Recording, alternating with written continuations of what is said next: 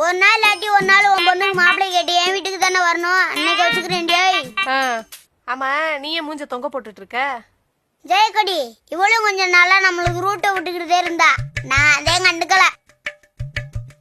அதே மூஞ்சிய தொங்க வச்சுக்கிட்டு இருக்கா. சரி சரி மாமனை கட்டிக்கிறேன். எந்திரிச்சு போடி. ஆமா, இவர் பெரிய மன்மத குஞ்சு. இப்படி பார்த்தா மன்மத குஞ்சு மாதிரி தெரியாது. ஒரு நிமிஷம்.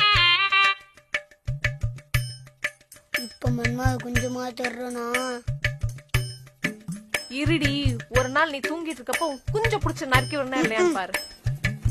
ஏய் ஜெயக்கொடி, அவசரப்பட்டு வெட்டிட போற.